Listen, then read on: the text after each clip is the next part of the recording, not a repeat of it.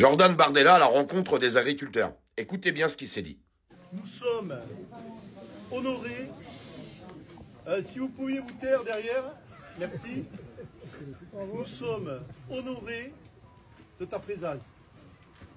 Et tu dois être aussi honoré que nous t'ayons invité chez Vexam. Parce que tu sais qu'on n'accueille pas tous les hommes et les femmes politiques de cette manière. Remember Marine Tondelier. Remember Marine Tondelier.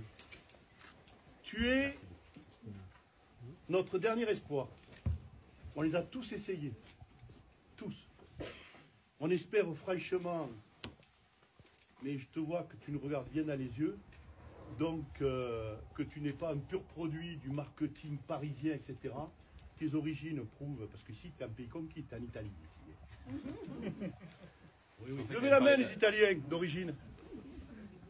Voilà. Donc, on espère que tu n'es pas un pur produit du marketing parisien.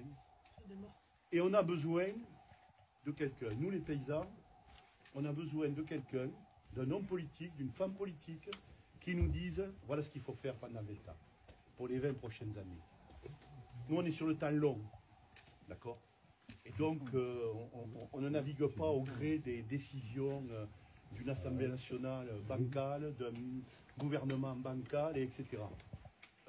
Je voudrais revenir un peu... Vous savez que c'est des paroles fortes et des paroles assumées que vient de dire cet agriculteur. Mais vous voyez, c'est un petit peu le climat du pays. Les gens, ils ont essayé tous les partis politiques. Et tous les partis politiques les ont trompés. Alors aujourd'hui, ils ont beaucoup d'espoir. On va arrêter de se mentir, on va se dire la vérité. Soyons honnêtes, juste 2 secondes. Faut savoir se dire la vérité. Quand on voit 11 millions de personnes qui ont voté pour le Rassemblement national, c'est 11 millions de personnes qui se disent « Écoutez, on a essayé tous les autres, il n'y a jamais rien qui a fonctionné. Allez, le dernier espoir, le dernier échappatoire, c'est d'essayer avec le Rassemblement national. » Pour tous les gens qui se posent des questions. Alors je sais que c'est un parti qui a beaucoup été instrumentalisé en disant que c'était des racistes, des machins, des bidules. Je vous parle pas du père, moi. Moi, je vais vous dire, le père Le Pen, c'est pas ma com du tout. Hein. Un mec comme Bardella, faut assumer, moi j'assume mes propos, j'en ai strictement rien à carrer. Un mec comme Bardella, quand tu l'écoutes parler, bah c'est vrai qu'il y a beaucoup de choses où il n'a pas tout à fait tort. Maintenant, je ne donnerai jamais ma confiance à 100% en politique. Je vous le dis honnêtement, jamais je donnerai ma confiance à 100% en politique. Je suis incapable de le faire. Parce qu'avec Bardella, moi, il y a des choses qui ne me conviennent pas par contre. Je voudrais entendre M. Bardella dire il faut sortir de l'Europe, il faut sortir de l'OTAN, il faut sortir de l'OMS. Vous voyez, c'est des choses aujourd'hui que je n'entends pas. Bon, mais sur plein d'autres sujets, je suis d'accord avec lui. Bien plus d'accord avec lui qu'un mec comme Mélenchon.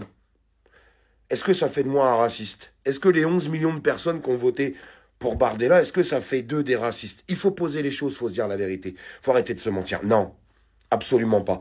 C'est des gens qu'on aura le bol. C'est des gens qui veulent du changement et qui se disent, bah, pourquoi pas essayer, puisque de toute façon, les autres, ils sont arrivés à rien, ils nous ont menti et nous ont trompés. Voilà où on est, le pays, aujourd'hui. On en est là, aujourd'hui. Et dans certains pays, si la droite, ce que j'appelle la droite dure, est passée, c'est juste à cause de ça. Parce que les gens en ont ras-le-bol, en fait. Ils en ont ras-le-bol de tous ces politiques qui sont au pouvoir, ils sont censés être des partis politiques corrects. Et puis, quand on voit tout ce qui s'est passé, bah en fait, ils sont pires que tous les autres. Voilà ce que j'en pense, moi.